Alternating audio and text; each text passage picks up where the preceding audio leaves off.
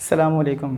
कैसे हैं आप लोग? सब खैरियत से हैं? उम्मीद करता हूँ आप लोग सब खैरियत से होंगे। आज हम फर्स्ट ईयर केमिस्ट्री में चैप्टर नंबर 4 गैसेस के चैप्टर में एक और लॉ पढ़ने जा रहे हैं। इसका नाम है Dalton's law of partial pressure.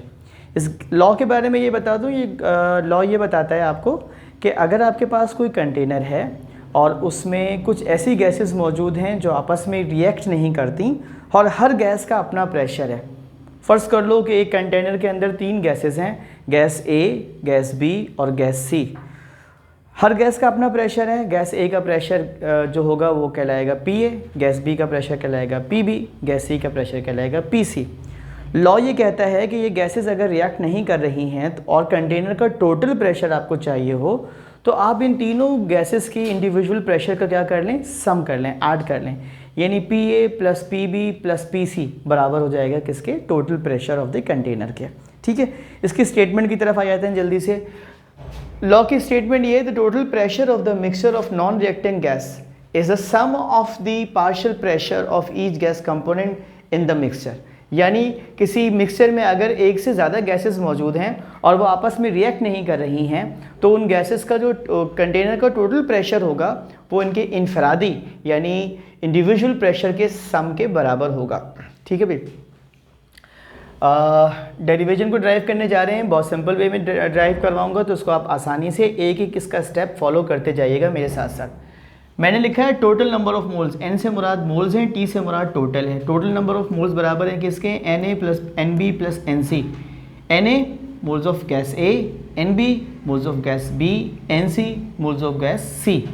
तो अगर आप तीनों गैसेस के, और 3 गैसेस से ज़्यादा भी हो सकती हैं, तो अगर आप तीनों गैसेस के नंबर ऑफ मोल्स को एडअप करते हैं तो टोटल नंबर ऑफ मोल्स जो होंगे वो क्या कहलाएगा? N T is equals to N A plus N B plus N C. ठीक होगी बात। P V is equals to N R T हम पहले ही ड्राइव कर चुके हैं। इससे अगर मैं पी को सब्जेक्ट बनाऊँ यानी प्रेशर को, तो ये बन जाएगा N R T upon V. Gas A के लिए मैंने इक्वेशन क्या बना दी? इस पी की जगह तो पी ही रखा। गैस ए की बात कर रहा हूँ तो मैं पी के साथ क्या लगा दूंगा? ए। जैसे ही मैं पी के साथ ए लगाऊंगा तो नंबर ऑफ मोल्स के साथ भी मुझे लगाना पड़ेगा ए, क्योंकि मैं सिर्फ गैस ए की बात कर रहा हूँ। तो मेरा फार्मूला बनेगा P is equals to N A R T upon V. Volume सबका कांस्टेंट है क्योंकि ये एक ही कंटेनर के अंदर तीनों गैसेस मौजूद हैं। सिमिलरली फॉर गैस बी हमारे पास फार्मूला क्या बन जाएगा? P B is equals to N B R T upon V. जैसे ही मैं यहाँ पर बी लगाऊंगा तो मेरा नंबर ऑफ मोल्स के साथ भी क्या लग जाएगा? एन बी, क्योंकि मैं सिर्फ गैस बी के मोल्स की बात कर रहा हूँ। फिर देख लीजिए पी बराबर हो जाएगा किसके? N A R T upon V. P B बराबर हो जाएगा किसके? N B R T upon V. Similarly for gas C हमारा फॉर्मूला बनेगा P C is equals to N C R T upon V. ठीक है जी, तो आपके पास पी ए भी आ गया, पी बी भी आ गया और पी सी भी आ गया। देखो हमारे पास एक फार्मूला था ना गैस की, जो हमने स्टेटमेंट पढ़ी थी इस Dalton's law of partial pressure की। तो हमने कहा था total pressure is the sum of the all pressures present, gas का pressure present in the container of the gas. तो पी ए की जगह पर मैं लगता हूँ, पी टी की जगह पर तो मैं पी टी ही रखता हूँ, पी ए की जगह पर मैं रख देता हूँ N A R T upon V. P B की जगह पर रखता हूँ N B R T upon V. P C की जगह पर मैं रख देता हूँ N C R T upon V. तो इक्वेशन से वाज़ेह है, आर टी अपॉन वी हम कॉमन ले लेते हैं। R T upon V, R T upon V, R T upon V मैंने कॉमन ले लिया। जो मुख्तलिफ चीज़ थी वो थी N A N B N C, वो मैंने एक तरफ कर दी। मैं पहले ही बता चुका हूँ कि आपके पास N A N B N C किसके बराबर होता है? एन टी के, टोटल नंबर ऑफ मोल्स के। आर टी की जगह पर ये आर टी आ गया, मैंने इसका नाम दे दिया इक्वेशन नंबर 1। अब मेरा टोटल प्रेशर बराबर हो गया किसके? N T R T upon V. ठीक है जी, तो देख लें अब इसकी शक्ल बदल गई। पहले था P T is equals to P A plus P B plus P C, अब ये बन गया P T is equals to N T R T upon V, equation number 1। चूँकि हम गैस ए से शुरू हुए थे तो हमने गैस ए के लिए इंडिविजुअल प्रेशर का इक्वेशन उठाई, कौन सी? P A is equals to N A R T upon V. इसको मैंने इक्वेशन नंबर 2 का नाम दिया। ठीक है जी, अगर मुझे गैस ए का पार्शियल प्रेशर निकालना है तो मैं क्या करता हूँ? इक्वेशन नंबर 2 को इक्वेशन नंबर 1 से डिवाइड कर देता हूँ। सही है, यहाँ तक तो कोई प्रॉब्लम नहीं होनी चाहिए।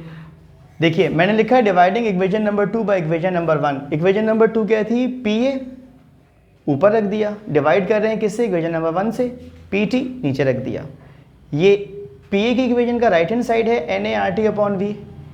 ये पी टी का राइट हैंड साइड है N T R T upon V, divide की साइन लगाई, नीचे आया, इसको मैंने मल्टीप्लिकेशन में चेंज किया और इसको रेसिप्रोकेट कर दिया।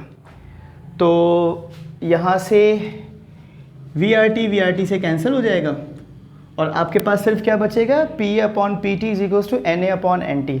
इससे अगर आप पार्शियल प्रेशर निकालना चाहें तो आपका सब्जेक्ट जब बनेगा ना पी ए, तो इक्वेशन क्या बन जाएगी, P A is equals to N A upon N T into P T. Similarly same goes with gas B, हम बोलेंगे P B is equals to, सिर्फ इस ए की जगह पर ना बी आ जाएगा, बाकी कोई चेंज नहीं होगा। ए की जगह पर बी आ गया, पी बी बन गया, इस ए की जगह पर बी आ गया, एन बी बन गया upon N T into P T. तीसरी गैस के लिए क्या हो जाएगा, P C is equals to N C upon N T into P T. चौथी गैस भी होती है तो हम कहते हैं P D is equals to N D upon N T into P T. तो उम्मीद करता हूँ कि आपको आज की जो इक्वेशन है डेरिवेशन वो समझ में आई होगी। आप इसको पहले अच्छी तरीके से इसका लिख लें, इसका स्क्रीनशॉट ले लें, फिर आपको 2 शेर सुनाकर आज की क्लास ख़त्म करते हैं। चलें जनाब, तो शेर मैंने कुछ जो मुझे अभी इस वक्त याद आ रहे हैं वो मेरे ये थे, अच्छे लगेंगे आपको। मेरी नज़र से ना हो दूर एक पल के लिए, तेरा वजूद है लाजिम मेरी गज़ल के लिए, हुई जो मुझसे ना तारीफ़ तो वो सबब ये था, मिले ना लफ्ज़ तेरी जुल्फ़ के बदल के लिए, और एक ऐसा तजुर्बा मुझको हुआ है आज की रात, बचा के धड़कनें रख ली हैं मैंने कल के लिए। अल्लाह हाफ़िज़।